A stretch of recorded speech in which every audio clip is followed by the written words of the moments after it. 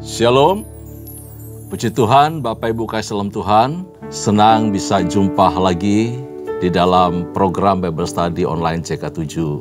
Haleluya. Saya percaya kita semua dalam keadaan sehat-sehat, walafiat saja ya.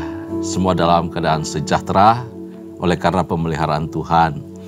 Hari ini kita akan belajar dari 1 Tawarikh pasal yang ke-20. Bapak Ibu salam Tuhan, mari sebelum kita membahas, sebelum kita membaca dan merenungkan pasal ini, saya ajak kita semua masuk dalam hadirat Tuhan. Kita mau puji sembah Tuhan sebab Ia baik, Ia penyayang, penuh belas kasihan, dan kita ada semua karena kebaikan-Nya. Haleluya.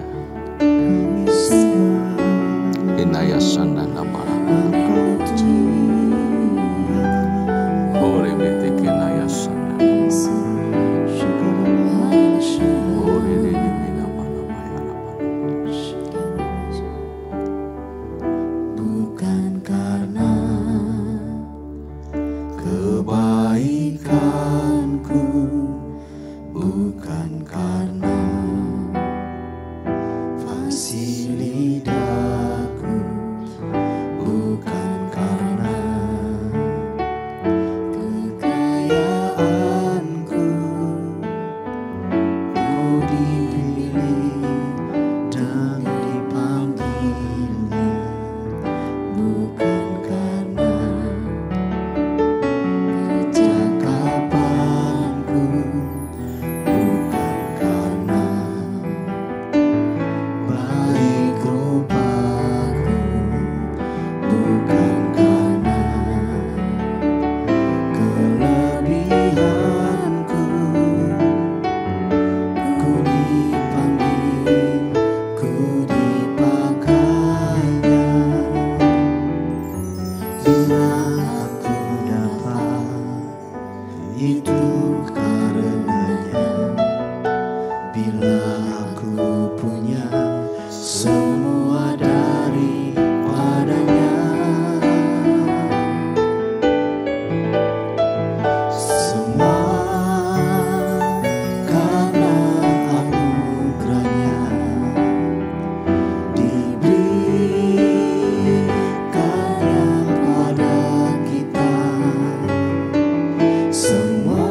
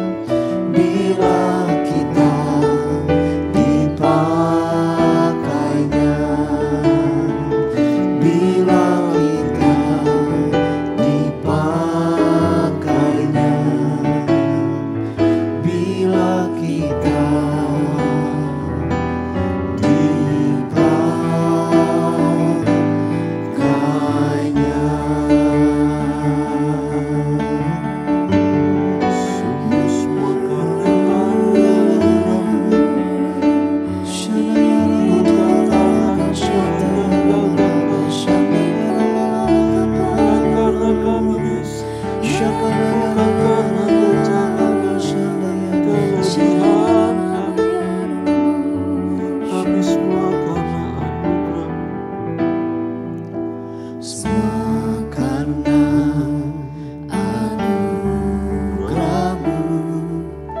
Hari ini ada, bukan karena kuatku, namun karena Roh-Mu. Ku bawa hatiku, penyembahanku, ku semakin berkurang, Yesus makin bertambah.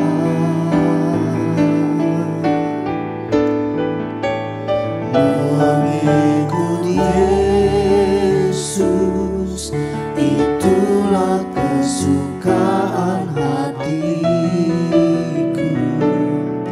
Ku lepas semua hakku untuk mengenal kehendak-Mu.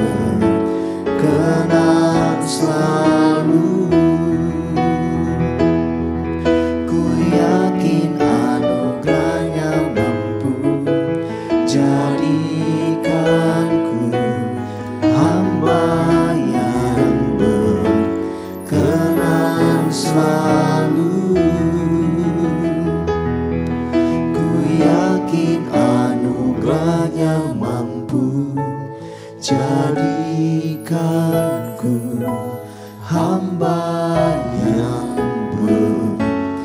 berkenan selalu.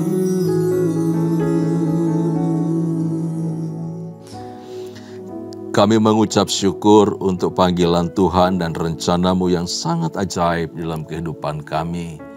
Engkau memilih, memanggil, menetapkan kami sebagai hamba-hamba-Mu untuk mengasihi Engkau, untuk hidup di dalam kasih karunia-Mu. Sungguh semuanya ini adalah anugerah Tuhan bagi kami. Terima kasih ya Tuhan. Sebentar kami akan belajar dari kebenaran firman-Mu. Kami membaca dan merenungkannya. Tuhan memberkati, Tuhan mengurapi kami semua. Baik hamba-Mu maupun semua kami yang ada di rumah-rumah. Menikmati dan mengikuti semua kegiatan Bible Study online CK7 ini. Dalam nama Yesus Kristus Tuhan kami mengucap syukur, kami berdoa. Haleluya, haleluya, amin. Puji Tuhan, Bapak Ibu kekasih di dalam Tuhan, hari ini kita akan belajar dari 1 Tawarikh pasalnya yang ke-20. Kita akan membaca bagian ini. Bapak Ibu, bahwa 1 Tawarikh pasal yang ke-20 juga terdapat di dalam 2 Samuel pasal yang ke-12 ayat 26 sampai ayat yang ke-31 yang pernah atau yang telah kita pelajari bersama-sama. Nah, di Alkitab saya terdapat di dalam halaman 455. Sekali lagi halaman 455, 1 Tawarikh pasalnya yang ke-20. Kita akan baca bagian ini. Saya akan pandu Bapak Ibu untuk membaca dari ayat pertama sampai ayat yang ketiga terlebih dahulu. Perikopnya perang melawan Bani Amon berakhir. Pada pergantian tahun, pada waktu raja-raja biasanya maju berperang, maka Yoab membawa keluar bala tentaranya, lalu ia memusnahkan negeri Bani Amon. Kemudian ia maju dan mengepung kota Rabah, sedang Daud sendiri tinggal di Yerusalem. Yoab memukul kala Rabah dan meruntuhkannya.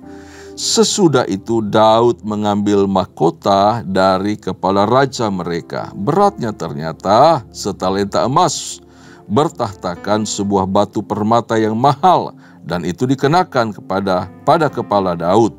Juga diangkutnya banyak sekali jarahan dari kota itu. Penduduk kota itu diangkutnya dan dipaksanya bekerja dengan gergaji, penggerek besi, dan kapak. Demikianlah juga diperlakukan Daud segala kota Bani Amon. Sesudah itu pulanglah Daud dengan seluruh tentara ke Yerusalem. Nah, Bapak Ibu kasih dalam Tuhan, memang ada sedikit perbedaan di sini antara 2 Samuel 12 dengan 1 Tawarikh pasal yang ke-20, khususnya penghormatan yang diberikan oleh Yoab kepada Daud untuk mengambil bagian di dalam perang tersebut, di mana Yoab mengundang Daud untuk datang lalu menyelesaikan perang, dan baru dilanjutkan dengan Daud mengambil mahkota dari kepala Raja Bani Amon. Nah, Bapak Islam Tuhan, kita tahu bahwa Bani Amon ini adalah anak dari Lot, hasil insest dengan anaknya. Tapi Bani Amon ini termasuk musuh yang berkepanjangan ya. Perang antara Israel dengan Amon itu berlangsung lama. Dari zaman penaklukan Kanaan, lalu kemudian zaman para hakim, khususnya Yefta ya, berperang dengan Bani Amon juga. Dan dilanjutkan dengan masa Daud ini, perang itu berkelanjutan. Sekalipun beberapa kesempatan kita melihat atau membaca bahwa ada persahabatan antara Daud dengan Raja Bani Amon. Karena di kemudian hari ketika Daud di masa tuanya, dia melarikan diri akibat hukuman yang diberikan Tuhan, mana pedang tidak akan berhenti di atas kepala keluarga dari Daud. Lalu anaknya, dalam hal ini Absalom, mengejar Daud. Nah, salah satu anak dari Raja Amon menolong Daud di dalam pelarian tersebut, yaitu namanya Sobi. Dia menolong Daud, dia menyertai Daud dan membawa apa yang menjadi keperluan Daud. Ya, ini luar biasa, tetapi lebih banyak diwarnai dengan urusan perang. Nah, bangsa Amon ini punya dewa, namanya dewa Molok. Badannya badan manusia dengan kepala lebu. Itu yang kita ketahui mengenai Bani Amon. Nah, di ayat yang pertama dikatakan pada pergantian tahun, pada waktu raja-raja biasanya maju berperang. Lalu kemudian di bagian terakhir, sedang Daud sendiri tinggal di Yerusalem. Nah, kata Daud sedang sendiri tinggal di Yerusalem, itu di tengah peperangan yang dahsyat. Ketika Yoab mengepung kota Raba, nah saat itulah dalam keadaan sendiri, dalam keadaan santai, Daud menikmati waktu senggangnya, lalu Daud jatuh di dalam dosa. Kisah kejatuhan Daud dalam dosa bersama Batseba, lalu masalah dengan Uria, inilah yang kemudian Bapak Ibu salam Tuhan menjadi duri di dalam daging dari Raja Daud. Kita ketahui di masa perang itulah Daud jatuh dalam dosa. Seperti yang disampaikan dalam 2 Samuel pasal yang ke-11 ayat pertama, sama persis bahwa Daud dalam keadaan sendiri tidak maju berperang. Tetapi peristiwa itu tentu tidak diungkit di sini, tidak dijabarkan sedemikian luas seperti di dalam 2 Samuel itu. Tujuannya sederhana, yaitu agar tidak timbulkan kesedihan di dalam hati umat yang baru pulang dari pembuangan itu. Jadi penulis itu menaruh respek yang tinggi terhadap pemimpin Yehuda, yaitu Raja Daud. Dia tidak mau membicarakan mengenai kelemahan, kesalahan diungkit lagi, kegagalan di dalam hidup seseorang. Jadi tidak diungkit lagi. Ini adalah upaya untuk pemulihan rohani dari umat Tuhan supaya mereka fokus melanjutkan hidup yang lebih baik. Bagaimana rencana Tuhan dalam kehidupan mereka. Kadangkala di dalam upaya-upaya kebangunan rohani, pemulihan itu kita harus mengesampingkan dulu kelemahan, kegagalan, hal-hal yang pernah dulu terjadi. Supaya apa? Menjaga situasi, menjaga kondisi rohani, emosi, dan semua hal berkaitan dengan urusan kebangunan rohani tersebut. Nah, penulis ini berupaya fokus kepada kebaikan, kepada anugerah Tuhan yang dilimpahkannya kepada Daud dan juga keturunannya dan penduduk Yehuda. Dan mereka punya kegirangan luar biasa. Mereka punya kebanggaan bahwa mereka punya raja yang dipakai Tuhan. Dan saat itu mereka juga sebagai umat yang dipilihnya itu, janji Tuhan berlaku kepada mereka, bukan hanya kepada Daud. Nah, Bapak Ibu salam Tuhan, bahwa bagi Daud, perang melawan Amon ini tidak bisa hilang tentu saja. Ini kita bicara mengenai Daud ya. Dari konteks pasal ini bahwa perang melawan Amon itu tidak bisa hilang dari dirinya. Sekalipun penulis Tawari mengesampingkan hal itu, tetapi perlu kita perhatikan bahwa perang tersebut perlu disesali. Walaupun dia mengalami kemenangan. Karena dia tidak punya peran yang luar biasa. Dia bersantai dan akhirnya jatuh di dalam dosa. Kita membaca di dalam firman Tuhan, tidak sekalipun satu catatan ditemukan bahwa Daud pernah kalah perang. Nggak ada. Daud selalu menang perang ketika dia terjun di medan perang. Kemenangan selalu dari pihak dia. Israel mengalami kemenangan sehingga dia mulai melakukan ekspansi ke wilayah-wilayah sekitarnya, ke negara-negara tetangga. Satu-satunya kekalahan yang Daud alami adalah perang terhadap dosa, perang terhadap keinginan daging. Bagaimana dosa itu menyelinap masuk dari soto istana melalui jendela matanya.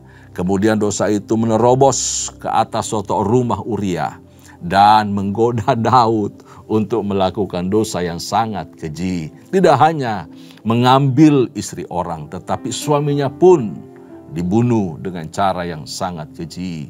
Seorang yang punya dedikasi tinggi tetapi Daud tidak menghormatinya. Ya, Daud melakukan dosa yang sangat keji. Karenanya itu, Bapak Islam Tuhan, dari pelajaran mengenai kehidupan Daud dan dosa terhadap Batseba, hal yang sederhana yang perlu kita ingat, hati-hati dengan sikap santai, enggan, ataupun rasa nyaman dari kondisi kita saat ini. Hidup kita adalah peperangan, ya. Hari-hari yang kita lalui penuh peperangan rohani. Pikiran, mata, telinga, semua bagian tubuh ini itu dirongrong, ya. Itu berusaha untuk diterobos oleh hal-hal yang tidak menyukakan hati Tuhan. Dan ini medan peperangan kita, termasuk yang lebih utama adalah pikiran kita. Sebab apa? Bagian pikiran ini adalah memutuskan segala sesuatu. Kita mau iya kepada kehendak Tuhan atau tunduk kepada tawaran, bujuk rayu, kuasa dosa, keinginan daging, hawa nafsu, dan semuanya itu. Dalam kondisi berdosa itu, bayangkan Bapak Saudara Tuhan diberitahu di sini bahwa Allah masih memberi kemenangan kepada pasukan Yoab. Ya, pasukan Yoab diberi kemenangan oleh Tuhan. Dan lalu Daud datang dalam kondisi baru selesai bikin dosa yang sangat keji itu. Tuhan masih beri Daud kemenangan. Itu anugerah. Tetapi Bapak Islam Tuhan, perhatikan, ketika Daud mengenakan mahkota dalam kondisi keberdosaannya itu, saya percaya kondisi hatinya itu berkecamuk. Dia pasti di dalam kegembiraan, di dalam kemenangan itu, hatinya tersayat-sayat. Dia telah melukai Tuhan. Dia telah mencederai kemenangan itu dengan perbuatan dosanya. Orang lain tidak mengerti, orang lain tidak membaca, orang lain tidak melihat kesedihan Daud. Tetapi hatinya pasti tersobek-sobek di hadapan Tuhan. Karena dia tahu bahwa Tuhan tahu peristiwa itu. Untuk sesaat dia bisa bangga dan merasa dia ada di atas puncak kejayaan.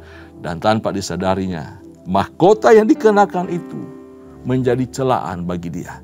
Menjadi semacam intimidasi bagi hatinya. Mari kita perhatikan di ayat yang ketiga.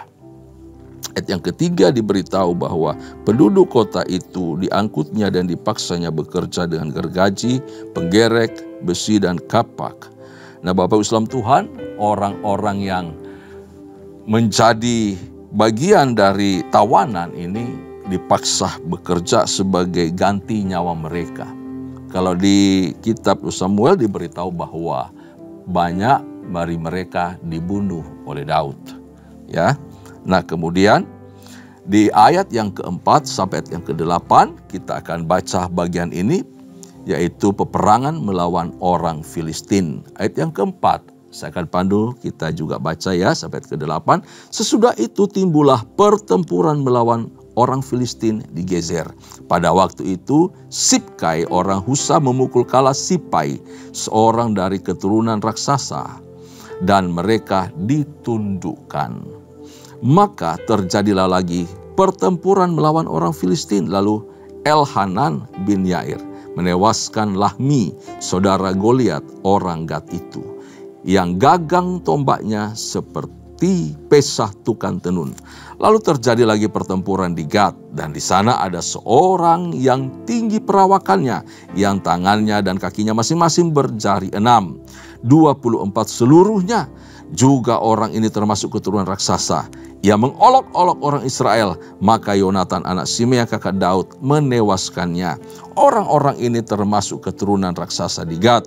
Mereka tewas oleh tangan Daud dan oleh tangan orang-orangnya. Wow, luar biasa.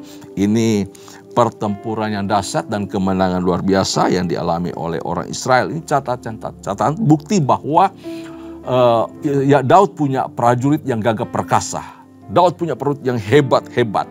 Lepas dari urusan kegagalan oleh karena dosa, tapi selalu diwarnai kemenangan-kemenangan di dalam medan perang. Itu yang sedang dipaparkan oleh penulis Tawari. Nah, peperangan melawan orang Filistin ini menjadi musuh bebuyutannya. Kemana saja orang Israel pergi atau berada, paling sering disebutkan melawan Filistin. Perang melawan Filistin. Sejak Yosua masuk untuk menguasai tanah Kanaan, sejak saat itu perang melawan Filistin dimulai. Bapak Ibu pernah ini ya, penduduk Dan penduduk Dan seharusnya paling ujung dekat Betseba. Itu berdampingan dengan penduduk Filistin, wilayah Filistin. Karena diganggu oleh perang terus-menerus, diganggu oleh orang Filistin terus-menerus. Akhirnya orang suku Dan hijrah ke atas. Dari paling selatan mereka pindah ke tempat paling atas, paling utara. Di perbatasan di atas. Mereka paling utara. Mereka cari tempat yang lebih nyaman, jauh daripada rongrongan orang Filistin. Bahkan sampai sudah ratusan tahun berikut, perang dengan Filistin terus-menerus berkecamuk. Nah, di sini dikisahkan ada 3 bahkan 4 raksasa Gad terakhir kali dijatuhkan ya. Semua berakhir di tangan para prajurit dari Daud. Nah, Bapak Islam Tuhan diberitahu bahwa pertama itu Sipai. Ini di luar dari Goliat yang telah dikalahkan oleh Daud. Ini perang pada zaman Daud. Setelah Daud mengalahkan Goliat baru ada Sipai lagi. Ternyata Goliat ini sejak pendudukan penguasaan bangsa Israel ke Kanaan sudah ada dan terus-menerus berlangsung. Keturunan mereka masih ada. Orang-orang enak ini ternyata banyak. Nah, termasuk datanya disampaikan, dituliskan di sini Bapak Islam Tuhan. Sipai atau Sisaf ini. Dia melawan Sibkai orang Husa. Dia kalah, habis, mati ya. Lalu kemudian Lahmi juga. Lahmi adalah saudara dari Goliat. Melawan Elhanan bin Yair. Lahmi kalah, tewas. Wah, luar biasa. Lalu raksasa tanpa disebutkan namanya. Tanpa disebutkan namanya. Di sini yang 24 semua jari tangan maupun jari kaki. Jadi si NN ini juga kalah. Kalah sama Yonatan anak Simea. Ini ponakannya Daud juga. Lalu Yisbi Benob melawan Abisai anak Seruya, adik dari Yoab. Anak Seruya, ponakan Daud juga. Kalah dia. Kalah Yisbi. Nama-nama raksasa ini. Wah, itu luar biasa ya. Kalau Bapak Ibu di zaman kita ada muncul seperti ini, pasti kita ngeri, kaget, takut. Gak usah senggol lah. Menatap wajahnya aja, matanya aja kita langsung ngeri. Tapi luar biasa, Daud punya orang-orang hebat. Tidak takut dengan besarnya nama mereka, besarnya tubuh mereka. Dikalahkan dengan cepat. Para raksasa ini memiliki tubuh yang luar biasa tentu saja. Secara fisik dan orang bangga dengan itu. Tetapi secara fisik ini tidak mempengaruhi, sekali lagi, tidak mempengaruhi mental, keberanian dari pasukan-pasukannya Daud. Pahlawan-pahlawan Daud. Kenapa? Mereka punya raksasa dalam hal iman mereka. Mereka tumbuh dengan keberanian. Tumbuh dengan percaya diri yang tinggi karena punya Tuhan, punya Allah yang hebat, yang luar biasa. Mereka sadar betul kemana mereka pergi berperang, selalu mengalami kemenangan. Sekalipun nyawa mereka dalam pertaruhan, nyawa mereka terancam, tetapi selalu mereka mengalami kemenangan. Termasuk peristiwa di mana Yonatan membantu Daud, karena Daud sudah kelimpungan juga mungkin ya, hampir kalah juga. Lalu dibantu oleh ponakannya dan mengalami kemenangan. Raksasa itu ditumbangkan. Bapak Islam Tuhan, dari prestasi mengalahkan para raksasa ini, sebenarnya ada satu prinsip yang sedang dikemukakan dari apa yang kita baca ini, yaitu hal impartasi iman, impartasi keberanian, impartasi percaya dari seorang Daud kepada prajurit-prajuritnya. Seorang pemimpin itu harus punya kemauan, punya keberanian, punya niat untuk mengimpartasi baik perilaku, karakter, iman, keberanian, percayanya, harapnya kepada Tuhan, kepada orang-orang yang sedang dipimpinnya. Kisah ini menarik. Kenapa? Tidak hanya Daud yang sanggup mengalahkan Goliat, tetapi para prajurit-prajuritnya, pahlawan-pahlawannya Daud juga sanggup mampu mengalahkan para raksasa-raksasa itu. Kenapa? Karena mereka dekat, Mereka setiap hari bersama-sama dengan seorang pemenang raksasa. Seorang yang telah menaklukkan, mengalahkan raksasa. Jadi impartasi keberanian, impartasi iman itu mengalir, turun kepada prajurit-prajuritnya. Sehingga mereka mengalami kemenangan luar biasa. Bapak Ibu, hidup kita penuh dengan pergumulan, peperangan setiap hari. Kita ada di medan peperangan setiap waktu. Ya, mau menang perang, mau mengalahkan raksasa-raksasa, dekat dengan para pemenang, dekat dengan para pemimpin yang telah menaklukkan raksasa-raksasa itu. Raksasa apa yang sedang kita alami? Bisa masalah ekonomi, bisa masalah karakter diri kita juga, bisa masalah keterikatan terhadap sesuatu dosa tertentu dalam diri kita. Banyak raksasa-raksasa yang harus kita tumbangkan dalam medan pertempuran hidup ini. Selama kita mengiring Yesus, selama proses pembentukan karakter itu harus kita lakukan setiap hari. Bapak Ibu saudara Tuhan, untuk menang perang, mesti dapatkan impartasi. Kita punya Yesus, kita punya Tuhan yang telah mengalahkan raksasa kebinasaan, yang telah mengalahkan kuasa dosa, kuasa maut yang tidak bisa diselesaikan oleh manusia. Kita belajar daripadanya. Kita belajar dari Yesus yang telah menang perang. Kita belajar Yesus telah bangkit dari kematian. Kita belajar bagaimana Yesus menyelesaikan urusan dosa, menyelesaikan setiap tipu muslihat iblis. Kita belajar juga dari para pemimpin-pemimpin rohani kita yang hidupnya diwarnai dengan segala kemenangan luar biasa. Jadi jangan jauh dari persekutuan orang-orang yang telah menang perang. Ya, konflik pasti selalu ada. Ya, konflik dalam diri kita. Rasul Paulus juga mengakui di dalam diriku ada pertarungan luar biasa antara aku mengikut keinginan roh atau daging. Jadi, konflik, pertempuran antara keinginan daging, keangkuhan hidup, dan keinginan mata itu tetap berlangsung, ya, tetap berlangsung seumur hidup kita. Saya percaya kalau kita berjalan di dalam keinginan roh, di dalam tuntunan Roh Kudus, diurapi terus oleh Roh Kudus, maka kita akan mengalahkan yang namanya keinginan daging, keangkuhan hidup, dan keinginan mata. Pertarungan ini terus berlangsung sampai akhir hidup kita. Entah itu penyakit, entah itu PHK, entah itu perselingkuhan, entah itu perceraian, perselisihan antara saudara, hubungan yang tidak harmonis dalam keluarga.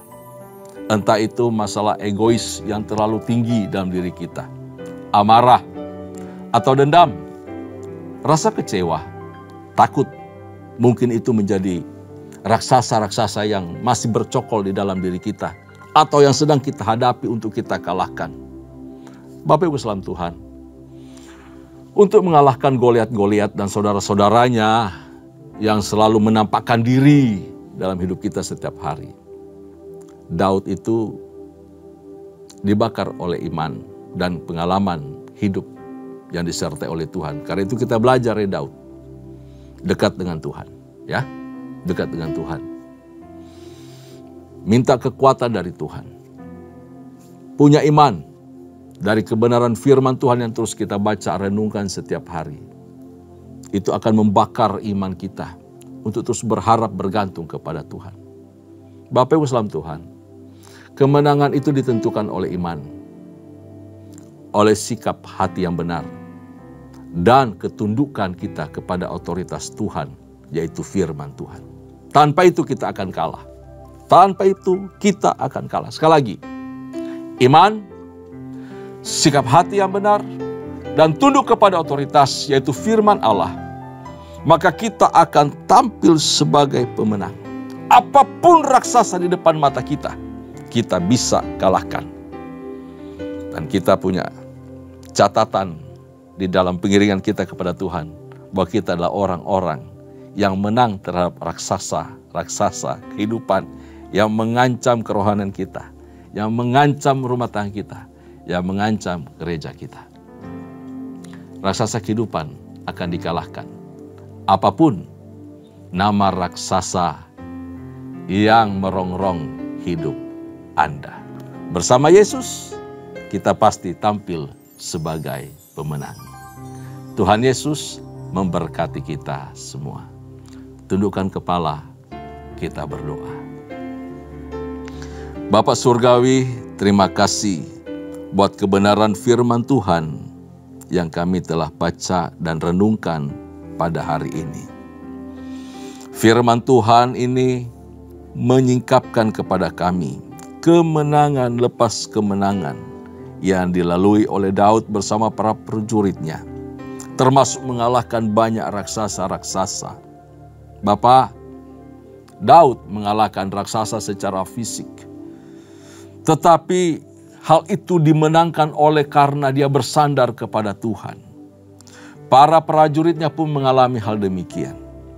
Daud dan para prajuritnya mengalahkan raksasa oleh karena iman bahwa Tuhan menyertai mereka. Mereka punya keberanian dan yang luar biasa dan mereka mengalami kemenangan. Bagi kami gereja Tuhan saat ini juga, di sekitar kami banyak raksasa-raksasa iman, raksasa-raksasa yang harus kami kalahkan, raksasa-raksasa yang mengganggu kehidupan iman kami, raksasa-raksasa yang berusaha menjatuhkan kerohanian kami. Entah itu pergumulan hidup setiap hari, entah itu masalah karakter kami, entah masalah kebutuhan hidup setiap hari, entah masalah intimidasi apapun juga bentuknya. Tuhan, kami mau belajar dari kemenangan yang dialami oleh Daud. Bahwa oleh karena iman kepada Allahnya, oleh karena keberaniannya, maka dia mengalami kemenangan. Kami juga, kami punya Yesus, kami punya Tuhan yang telah menang. Maka jaminan juga diberikan kepada kami yang percaya kepadamu, bahwa kami memperoleh kemenangan lepas kemenangan dari waktu ke waktu. Goliat-Goliat, raksasa-raksasa itu akan kami tundukkan, kami kalahkan di dalam nama Yesus Tuhan. Terpujilah namamu. Terima kasih ya Tuhan, berkati umat-Mu, berkati gereja-Mu, berkati semua jemaat Tuhan yang menyaksikan Bible Study Online CK7 ini. Lawatan Tuhan, berkat Tuhan turun atas mereka. Kiranya mereka dekat dengan sumber impartasi rohani, dekat dengan Allah, dekat dengan pemimpin-pemimpin yang terus mengalami kemenangan dalam kehidupan mereka. Terpuji namamu, berkati pekerjaan, berkati pelayanan, berkati pernikahan, berkati keluarga, berkati hubungan suami istri dengan anak. Tuhan memberkati. Terpuji-pujilah namamu. Kami mengucap syukur. Kami adalah umat pemenang di dalam Engkau. Demi nama Yesus Kristus, Allah yang hidup, kami bersyukur, kami berdoa. Haleluya. Amin. Sebelum kita berpisah, mari arahkan hati kita di hadapan Tuhan dan terimalah berkat. Anugerah serta berkat yang melimpah dari Allah Bapa, kasih sayang dalam Kristus Yesus Tuhan kita, serta persekutuan yang manis dalam Roh Kudus menyertai kita mulai hari ini sampai parusia Tuhan datang pada kali yang kedua, bahkan sampai selama-lamanya. Setiap kita yang percaya terima berkat, sama-sama kita katakan amin, amin, amin. Tuhan berkati, shalom.